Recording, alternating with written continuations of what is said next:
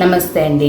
Welcome to spiritual కమీ 7 తెలుగు. నేను Triveni, ho'oponopono హీలర్ని మరియు లైఫ్ కోచ్ని. సో మీరు 11 days ఛాలెంజ్ చేస్తున్నారు, రిలేషన్షిప్ ఛాలెంజ్. ఈ పాటికే మీ లైఫ్లో రిలేషన్షిప్స్ అంతా చాలా అద్భుతంగా ట్రాన్స్ఫార్మ్ అవుతూ ఉంటుంది. సో ఈరోజు 9th day, 8 days చేసేసారు కదూ. ఎవరెవరు ఈరోజే ఫస్ట్ చూస్తున్నారో ఈ వీడియో అస్సలు చూడొద్దు, ఎందుకంటే దీనికన్నా ముందు 8 days యాక్టివిటీస్ ఉన్నాయి. మీరు డే 1 నుంచి చూసుకుంటూ వచ్చి తర్వాత చేసుకుంటూ రండి. 8 days చేసిన తర్వాత ఈ 9th day యాక్టివిటీని చేయండి. ఇప్పుడు 9th day యాక్టివిటీ ఏంటి అంటే, ఇంతవరకు మీకు చేసిన యాక్టివిటీస్ నుండి మీ లైఫ్లో రిలేషన్షిప్స్ చాలా హీల్ అయి ఉంటుంది.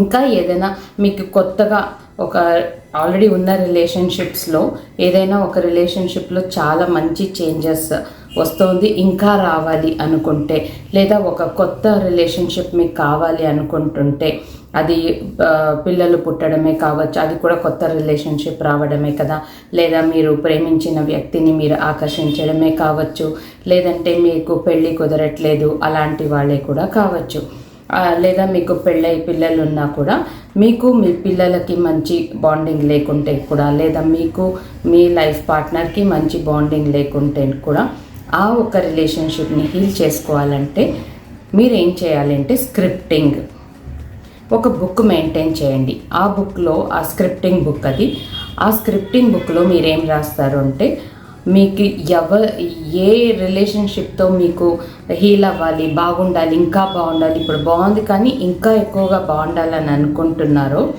వాళ్ళతో మీ రిలేషన్షిప్ చాలా చాలా బాగుంది, అద్భుతంగా ఉంది అని దాన్ని విజువలైజ్ చేసుకుంటూ రాయండి. ఎలా ఉంది అంటే, ఆల్రెడీ మీకు వాళ్ళకు రిలేషన్షిప్ చాలా అద్భుతంగా ఉంది. సో దాన్ని ఎలా రాస్తారు, ఊహించుకొని రాసుకోండి. రోజు ఏదో ఒకటి, ఇప్పుడు మీరు ఆ వ్యక్తి కలిసి అక్కడికి ట్రిప్కి వెళ్ళారు, అక్కడ చాలా బాగా ఎంజాయ్ చేశారు, ఇలాంటివి రోజు ఒక్కొక్క కథ రాసుకుంటూ ఉండండి. దాన్నే మీరు పడుకునే ముందు రోజు విజువలైజ్ చేసుకోండి.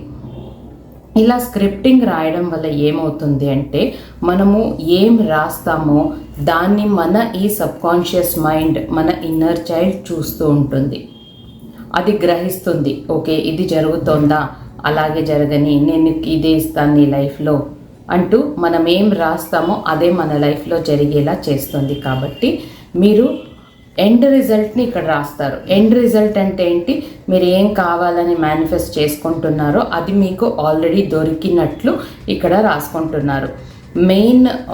దాంట్లో మెయిన్ ఒక పర్టికులర్ ఇది, మీకు ఎండ్ రిజల్ట్ ఏం కావాలి, ఆ రిలేషన్షిప్తో మీకు ఎలా ఉంది, మీరు ఎలా హ్యాపీగా ఫీల్ అవుతున్నారు, అది మెయిన్ ఉంటుంది ప్రతి ఒక్క కథలో, రోజు మీరు రాసే కథల్లో.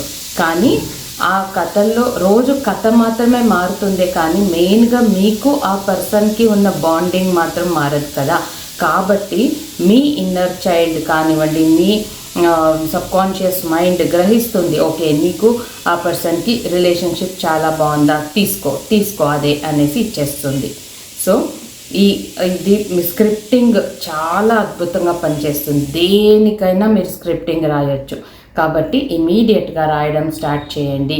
మళ్ళీ విజువలైజేషన్, రోజు నైట్ పడుకునే ముందు మీకు ఆ వ్యక్తికి మధ్యన రిలేషన్షిప్ చాలా అద్భుతంగా ఉన్నట్లు అక్కడ ఏమేమి రాశారో రోజు దాన్నే విజువలైజ్ చేసుకోండి. ఇక్కడ రోజు ఒక్కొక్క వేరే కథ ఆల్రెడీ లైవ్గా జరుగుతున్నట్లే విజువలైజ్ చేసుకోండి, లేవగానే మరియు పడుకునే ముందు.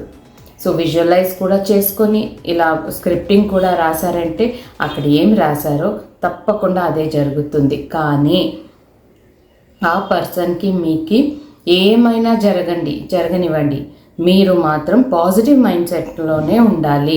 ఆ పర్సన్ గురించి నెగటివ్గా ఆలోచించకూడదు. ఇలా నేను రాస్తున్నది జరుగుతుందో లేదో, ఎప్పటికి జరుగుతుందో, ఇదంతా జరుగుతుందా, అసలు నేను ఎందుకు రాస్తున్నాను, ఇలా మీకు డౌట్ వచ్చేసింది అంటే, సంశయం వచ్చేసింది అంటే జరగదు. ఇంకా అక్కడ రాస్తున్న ఉద్దేశం ఏంటి, మీరు మెంటలీ అలా ఫీల్ అయిపోవాలి, ఎస్ ఇది జరుగుతుంది లైవ్గా నా కళ్ళ ముందు అని మీరు ఫీల్ అయిపోయారంటే అది తప్పకుండా మీ లైఫ్లో జరిగేలా చేస్తుంది. కాబట్టి మీకు ఏ రిలేషన్షిప్తో బాండింగ్ బాగుండాలనుకుంటున్నారో, అది లైఫ్ పార్ట్నర్ కావచ్చు, తల్లి కావచ్చు, తండ్రి కావచ్చు, పిల్లలు కావచ్చు, ఫ్రెండ్ కావచ్చు, లవర్స్ కావచ్చు, కజిన్స్, ఆంటీ, అంకుల్, ఇలా ఎవరైనా కావచ్చు. వాళ్ళకి మీకు రిలేషన్షిప్ బాగుండాలనుకున్న వాళ్ళు ఈ స్క్రిప్టింగ్ని చేయండి, విజువలైజేషన్ చేయండి. మీ రిలేషన్షిప్ చాలా అద్భుతంగా సూపర్గా ఉంటుంది. సో మళ్ళీ నేను డే 10లో కలుస్తాను. అంతవరకు సెలవు. Thank you so much. Bye.